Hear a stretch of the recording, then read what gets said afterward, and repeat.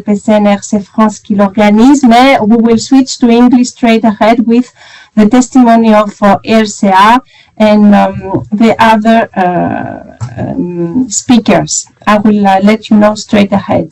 Ok, Hélène, tu peux avancer s'il te plaît. Donc, au niveau du programme, on va vous parler un petit peu de nous et de nos missions pour commencer en 3 minutes parce que j'ai pas beaucoup de temps.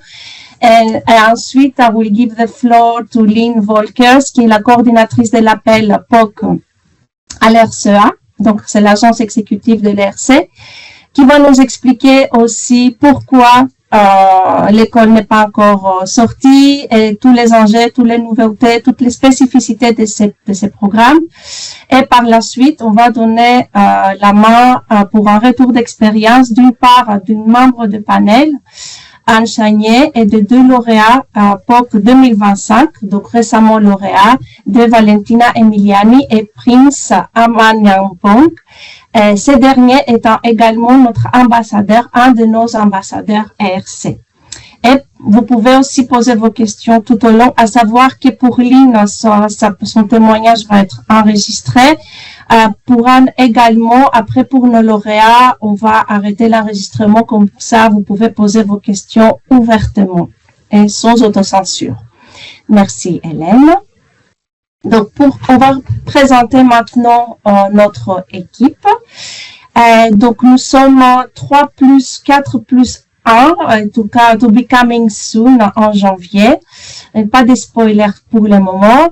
Et donc, pourquoi on est là? On est donc au sein du ministère de l'enseignement supérieur, de la recherche et de l'espace. C'est une nouvelle équipe, relativement nouvelle équipe. On a plusieurs actions envers la communauté scientifique et les services d'accompagnement. D'une part, on informe la communauté sur l'appel à projet ERC à travers des webinaires comme on fait aujourd'hui pour présenter l'appel à projet, à travers des newsletters, à travers notre site LinkedIn et à travers aussi notre site web où on met à jour des articles. On accompagne plus particulièrement la communauté scientifique dans la mesure du possible avec la présence de la cellule d'accompagnement sur les problématiques de recherche, s'il se pose une question sur un appel à projet spécifique. Et on participe également aux euros blancs suite à l'invitation des institutions. Et aussi, tout au long de l'année, 24 heures sur 24, 7 jours sur 7, vous pouvez nous solliciter à notre hotline, dont l'adresse est mise ici.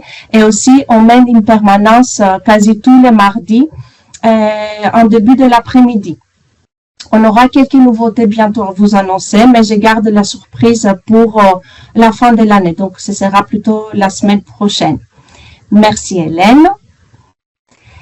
Et donc, pour être sûr que vous êtes au bon webinaire, parce que ça fait quand même 3 ans qu'un tel webinaire n'a pas été monté et présenté, mais on a trouvé la nécessité de vous présenter ces dispositifs, vu que ça fait quand même 3 ans qu'on n'a pas présenté quelque chose, et aussi parce que c'est un appel très particulier, c'est comment on mène de la recherche fondamentale vers le monde socio-économique. Donc, on va vous expliquer ce que c'est l'ERC Proof of Concept. C'est un financement, ce qu'on appelle additionnel, qui est adressé aux lauréats déjà ERC. Starting, Consolidator, Advanced Synergy, ce sont les main grants, ce qu'on appelle.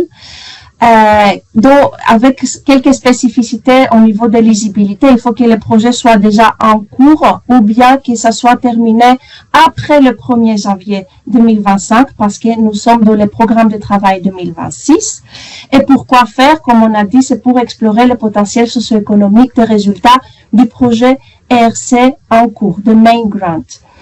Donc, par la suite, I will switch to English. Merci Hélène. And I will give the floor to 4 speakers, starting with Lina Volkers, who is the coordinator of the call Proof of Concept. Then to Anne Chagné, who is a panel member.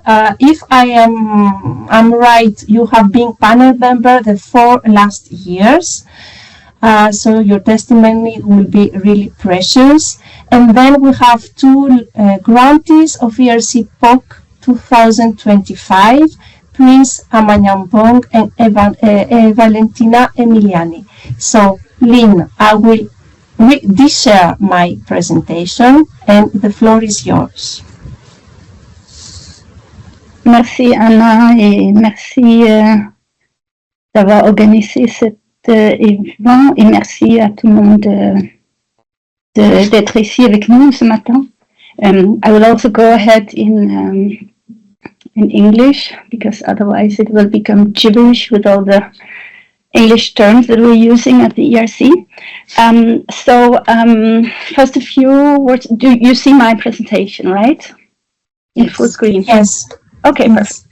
So first a few words about the 2026 proof of concept call, which was supposed to be published and opened for submissions on the 13th of November. As many of you will know, we are introducing a new call, the ERC Plus, which was already announced in May 2025. For this reason, we've had to make an amendment of the 26 work program. And in this amendment, there are also a few changes that relates to the 2026 proof of concept call. The main things for proof of concept, the main changes are that we will no longer ask the grantees to plan their POC activities for 12 months only. You will be asked to plan for 18 months, which is also the time, the duration that you're signing the grant. So this will make everything a bit more clear because we had half of our grantees applying with 12 months of activities and the other half 18, and it was a bit difficult for our experts to assess the feasibility of the project implementation in this situation. So also for extensions of duration, it will be as easy as it is for the main grant. So if you can justify to extend your proof of concept grant duration, you will be allowed to do that under the same conditions as for the main grant. So that's why we are postponing the opening of the call, because the amended work program 2026 is not yet adopted. So we need to wait for its adoption before we open the call, because otherwise these legal changes will not be effective. So we have sent out an email to all the grantees who are eligible to apply in 2026, explaining that there was an initial delay of 3 weeks. We will be sending out, most probably next week, another email explaining that now, unfortunately, the adoption of the work program will be further delayed until mid-January, and now the expected opening date of the call will be by 17th of January, which will still allow 2 months of the call opening before the first cut-off deadline on the 17th of March. But now I will go into the details of the call. We don't have, apart from what I just explained, many changes to the call as compared to last year. But as Anna just explained, the proof of concept is what we consider at the ERC supplementary funding for our grantees. The size of the grant is fixed at €150,000, which is paid as a lump sum. So it's a lump sum funding model with a fixed size of the grant. It's fixed by a commission decision for all Horizon Europe. And the duration is 18 months. I just explained these changes about the duration and how you need to plan. But basically, we offer this grant for you as grantees to explore any ideas that comes out of your ERC main grant, any idea that has innovation potential with significant economic or societal benefits. And we run the call as one continuous open call. And since 2024, we've had 2 cutoff deadlines, so one in mid-March and one in mid-September, so 6 months apart. And the call budget in 2026 will be double of that of what we had in 2025, so €60 million in 26, and these 60 million will be split between the 2 cutoff deadlines. So altogether, with the 60 million, we will be able to fund 400 projects, so 200 in each deadline. And just to explain a bit where the proof of concept is in the landscape, our scientific council that governs the ERC created the proof of concept scheme in 2011 to give our grantees a means to further explore the results coming out of their ERC grant. And it was also thought as a gentle push to help you as grantee to start thinking about the potential use of your research developments in other areas or for other use cases. So to start thinking a little bit also as frontier innovators. And the Scientific Council wanted to shorten the bridge over the valley of death between research funding and final scale-up to successful innovation of products or services, which usually requires a lot of investment. So this is just the first seed money. So the ERC POC grants allows you as a grantee to make the first exploration of your innovation ideas. And then with the creation of the EIC under Horizon Europe, our proof of concept grantees have been given access together with the EIC Pathfinder, FedOpen, and since last year also some Pillar 2 actions to the transition calls. And the transition call of the EIC offers much more substantial funding of up to 2.5 million euro for a duration of up to 3 years, and for projects with up to 5 partners, so small consortia. And I just wanted to show you the results until now of our POC grantees in the EIC transition call. The calls have an eligibility window of approximately 3.5 years, starting used to be until now when a POC grant has run for minimum 12 months, but I was just informed yesterday that now this will be shortened. So once your proof of concept grant has run for 6 months, you will be eligible to apply for an EIC transition grant.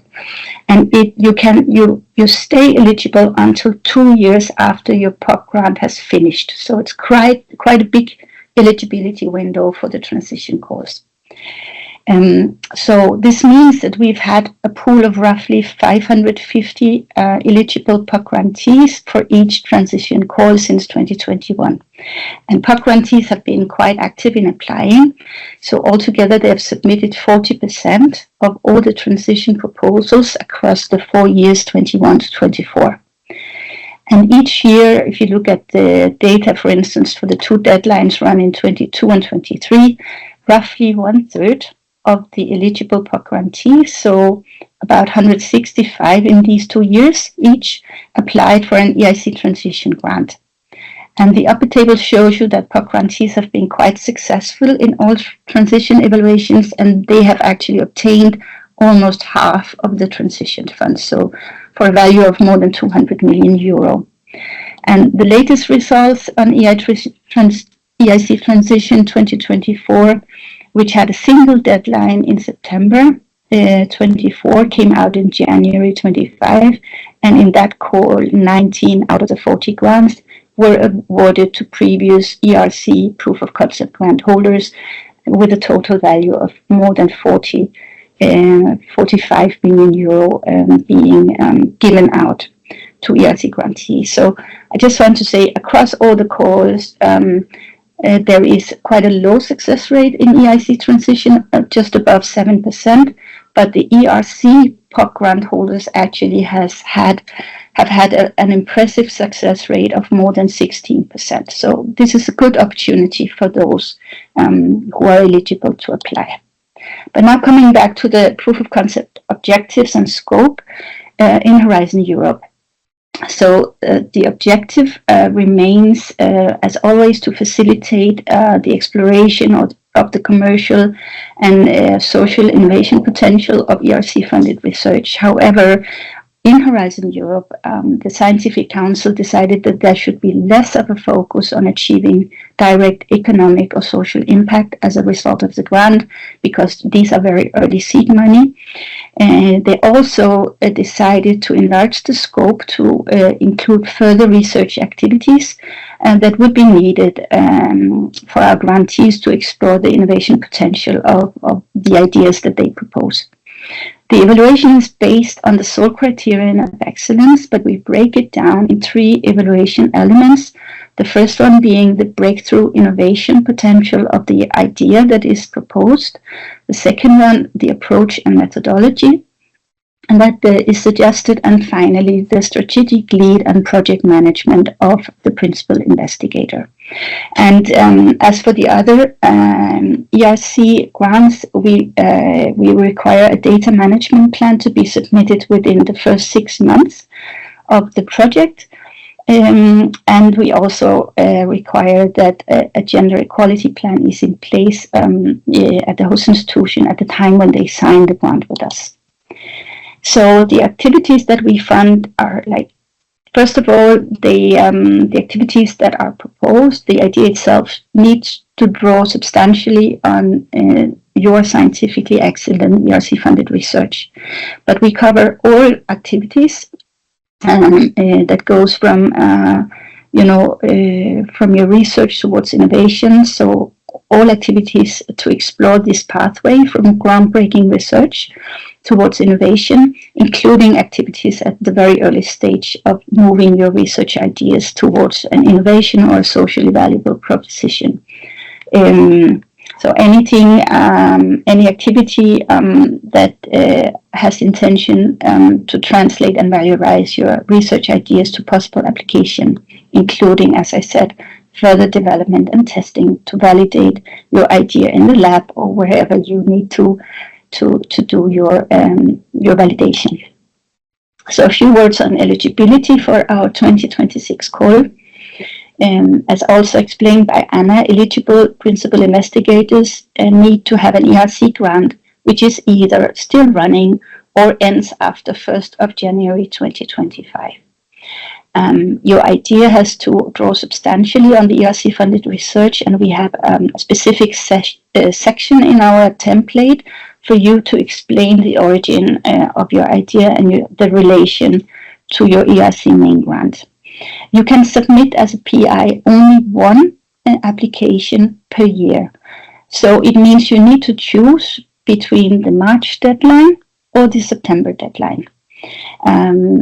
For starters, consolidators or advanced grantees, the Scientific Council decided under Horizon Europe that you can have a maximum of 3 proof of concept grants, but they also decided that they can run in parallel. So if you're successful in 2 years in a row, you can have POC grants that are overlapping with your main grant and also 2 POC grants that runs in parallel.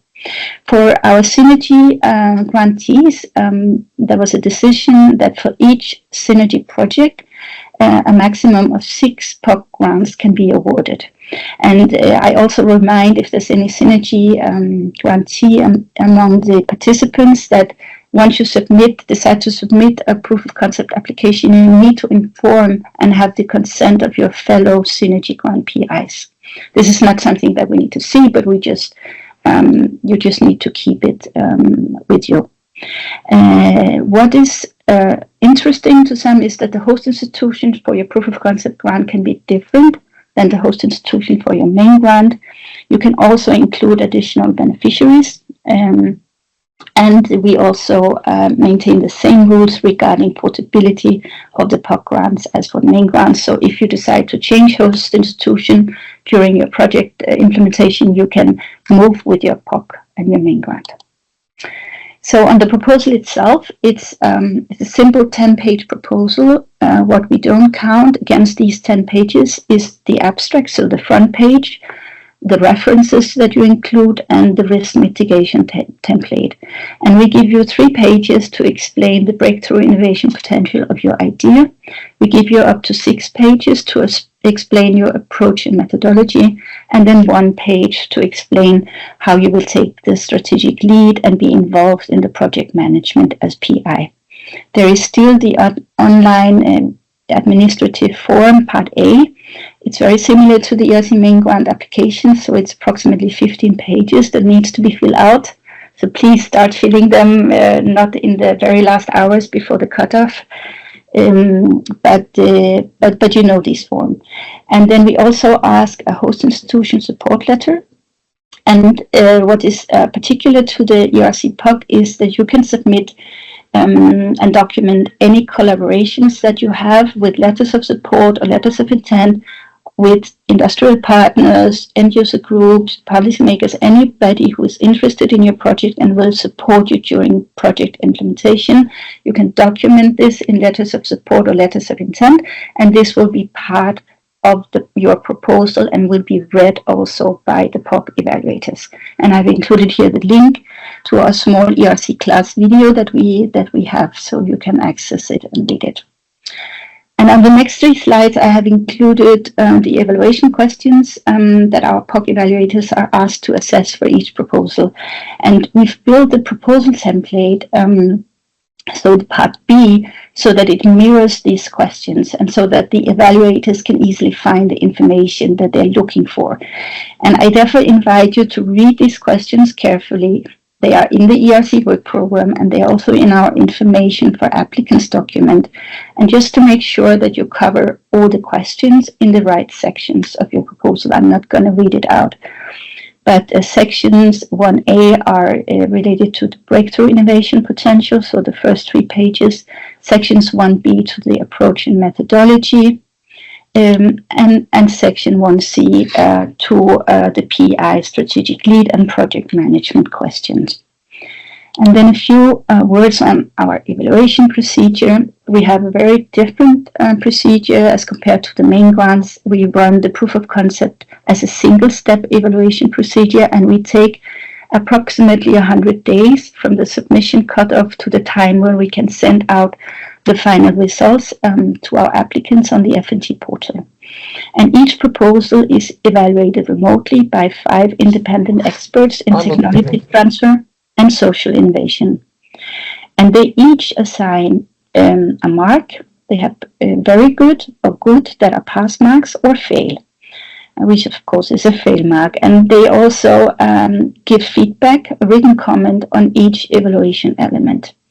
So in proof of concept, there is no panel meeting discussion. We base the ranking solely on the individual reviews, so on the marks given by the experts. And to be ranked, a proposal has to pass all evaluation elements, which means they need to be given a pass mark by the majority of experts, so 3 out of the 5.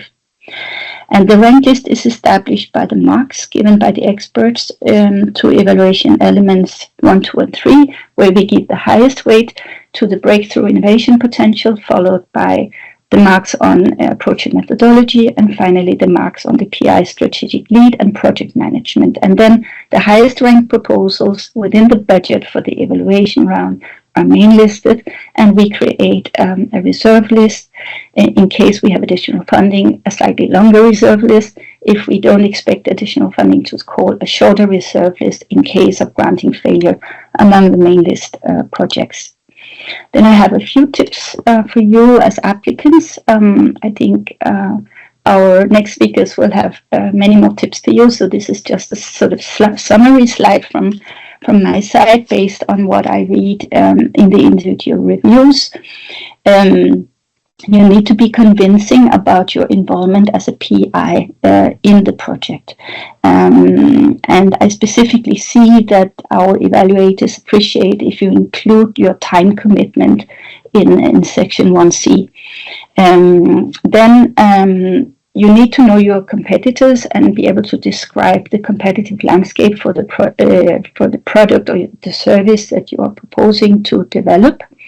You also need to explain the novelty in your specific idea or application. So how is it different from other solutions that are currently on the market? And also be very aware of who are your end users of the final project once it's fully developed? Who will benefit from your innovation? In case you're proposing a commercially valuable innovation idea, you need to describe your market also in monetary terms. And in case of socially valuable proposition, what will be the expected impact of your project idea when it's fully developed? In case you're suggesting a database or an application development, how do you see that this will be maintained beyond the project period? But this is quite often a concern from our evaluators, that there needs to be a plan downstream of the project implementation. And then in case additional funding investment is needed, how do you see that this will be pursued and through which channels? So you have to describe a bit your planning regarding this. And then a few words on the Seal of Excellence. Because proof of concept is a very competitive call, we have many proposals that pass all the thresholds, and the Scientific Council decided as of 2023 to award a Seal of Excellence to proposals that have received a pass mark in all three evaluation elements that are set out in the work program, and which I just explained to you, but that we cannot unfortunately fund because we don't have enough budget. And the Seal of Excellence is an actual document that will be provided to you as applicants when you receive your evaluation outcome in the FNT portal, so together with your reserve or rejection letter. Guidance will be given from IFCD to you as where you can search for funding of your project from other sources in case with the seal. And I've also included here the link to the Seal of Excellence webpage. And then I was going to go on to some statistics, but I think in the interest of time, this presentation will be shared with you. So you have all the statistics of last year's call, you have the statistics for France, but I think I will close here so we can go to the next, Even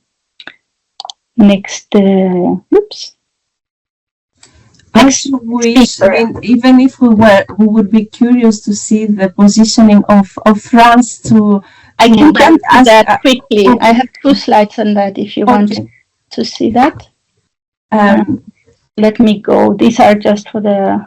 Yeah, because we have some questions in terms of domains and panels and our positioning. So we are not very bad, but given the fact that the funding will be doubling this year and the whole FP10 coming, which leans on investment and more towards to socioeconomic work, maybe we should change a little bit. We should raise awareness about the existence of this program. This is why also we do this webinar. Okay, fine. Let me just maybe spend 2-3 minutes then in addition. For sure. Because it's true that I think our grantees who are based in France, they can be more active in applying for proof of concept. And we've seen across all host institution countries that the interest for the proof of concept grant has really gone up in the last years. This is also why, as a call coordinator, I suggested to the Scientific Council to raise the budget for 2026 because we're trying to keep success rates above 30% for our proof of concept evaluations. In 25, we will be at 34%. For the 2 deadlines, they've also decided to increase the budget in 25 from 30 million to 45 million. So, there is really a wish from the side of the Scientific Council to support our grantees. But in 24, France took altogether in the 2 deadlines 20 POCs. You see Netherlands and UK, they took each 30. For UK, it was actually a low number, but I think also for France. Although the success rate of France in 24 was above the call average of 35%, French grantees were altogether at 37%. 7% in 2024. Okay. That's fine. Thank you very much. Sorry. So good morning, everyone. And thank you for the invitation to this testimony. So I had some guidelines from Anna in order to give you some feedback on what we are performing on our side from the panel members or independent experts. So I will give some explanation on the evaluation process from our side. What are our expectations as a panel member, the errors to be avoided in some success stories, and some take-home messages. Next slide, please. I have some sun light on my face, but okay. So on our side, what happens? We receive between 18 to 21 proposals to be evaluated over 4 weeks timeline. So it's quite huge work. And as mentioned by Lynn, each proposal is evaluated by 5 experts.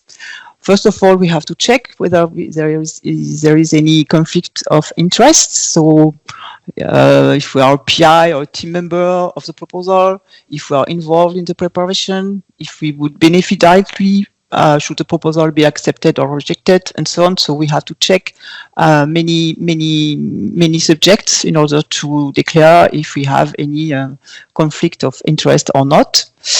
Afterwards, yes, of course, we proceed to the evaluations of the proposal. So we read it carefully, and we have three marks for each criterion. So those 3 elements presented by Lynn are the 3 marks that we are allowed to put that are very good. So the proposal addresses all relevant aspects of the criterion fully convincingly. Good is the proposal passes the criterion but does not qualify for the grade very good. And fail is the proposal either does not address the criterion well, broadly addresses the criterion with significant weaknesses, inadequately addresses the criterion, has serious inherent weaknesses, or the criterion cannot be assessed due to missing or incomplete information. So fail is quite rare on my side, I think, but difference is between mostly very good and good. So we perform this individual review for each of these proposals we have to evaluate through electronic means. So we have a tool provided by the European Commission in order to give our remarks and to give some feedback, of course, on why the proposal is very good, why the proposal is good, in order for you applicants to understand why it's not very good, why it's only good, why it failed, in order for you to be able to resubmit and to correct and update your work, the proposal. We participate in an initial panel meeting at the beginning in order to be briefed. So we have to read some briefing. We, of course, carefully read the call text in order to check afterwards in the proposals if the proposal meets the requirements of the call, of course. And finally, there is a final ranking panel proposed by the European Commission after all the evaluators have proposed their marks, and we have to check and agree this final panel, this final ranking panel. Next slide, please. So. Some expectations from our side. Please do not use too many abbreviations, or at least detail them the first time we can meet them in the proposal, or give a table for abbreviations.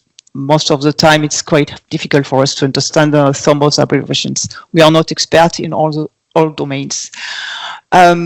Describe very well the needs, why your solution will be useful for what and for who.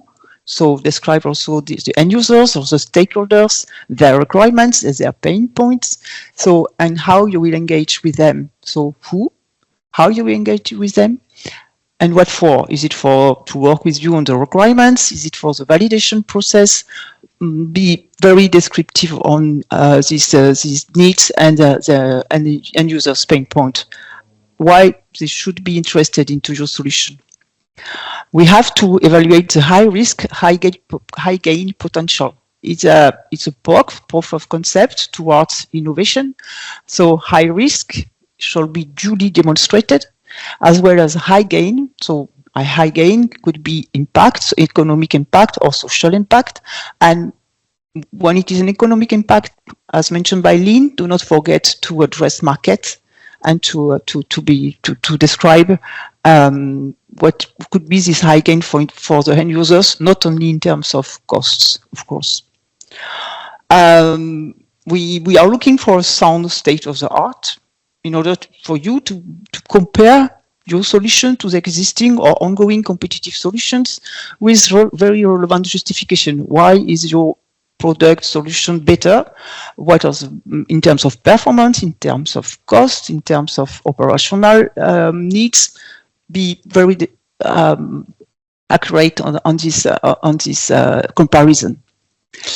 A sound validation procedure is worth, and involving end users is a plus, of course, because it demonstrates kind of adoption, it demonstrates their interest, and validation is really important towards the step further.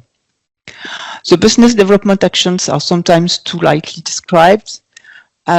Please do not forget to address each item, so pathway from research to innovation, IPR strategy, even if you rely on your host institute technology transfer office.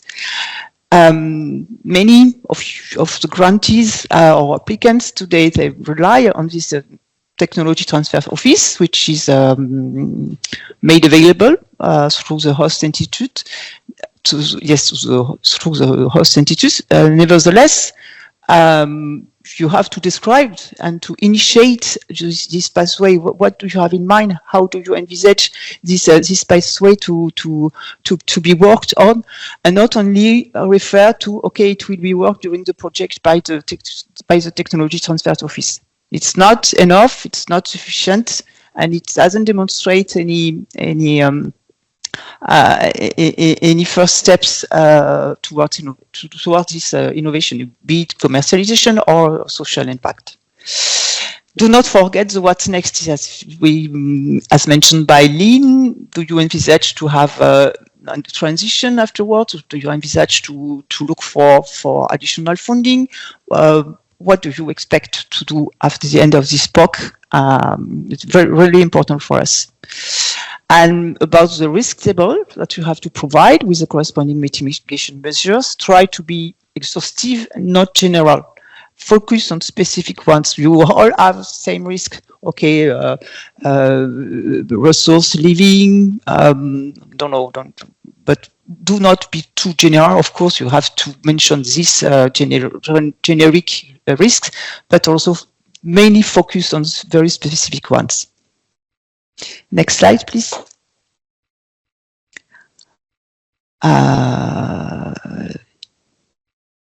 Thank you. So some errors to be avoided. Yes, sometimes we have a very huge part in your proposal developing the additional research activities. It's really interesting and valuable, but you have too small part dedicated to pathway to innovation. Remember, it's a POC. Okay, the research activities or the valorization of the idea is very important. Of course, it's a criterion, but it's a POC, and the pathway to innovation is worst. Yes, some PIs don't really introduce themselves. Okay, we try to discover through the references who they are, but please describe a little bit who you are and what are your knowledge and the skills, and avoid the risk register too general. Some success stories. So I could meet some very relevant and original validation procedures, and that was really interesting. So some of you propose hackathons. Okay, it's only for open innovation, of course, because you have to open your algorithms, your codes, in order to proceed through hackathons. But it's really interesting, and do not hesitate to involve end users. As mentioned before, it shows adoption, it shows interest from end users, and having them in the loop is quite interesting for the validation procedure.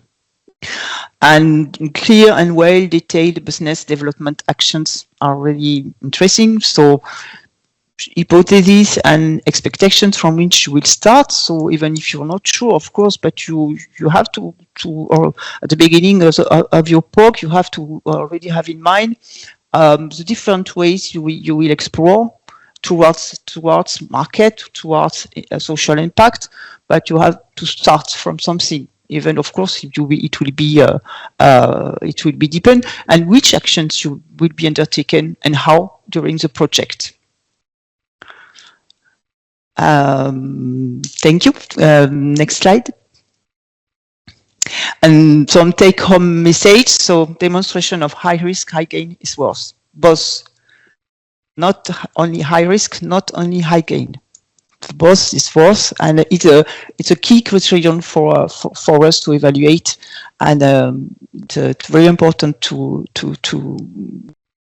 put the emphasis on this topic.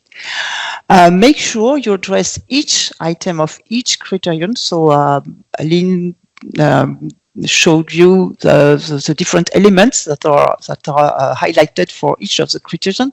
We are looking as evaluator for these specific ones at least, to check whether they are consistently addressed, because we have to evaluate and to mark these elements. So follow the template and highlight them. It's easier for us. Thank you.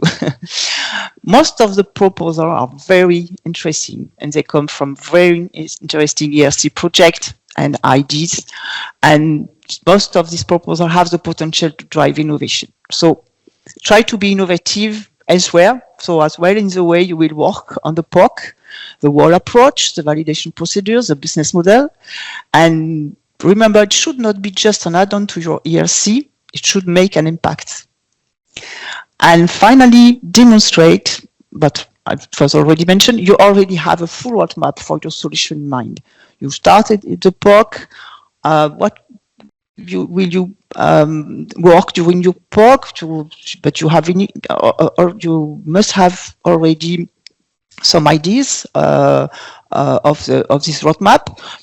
The POC will help you validate or update it.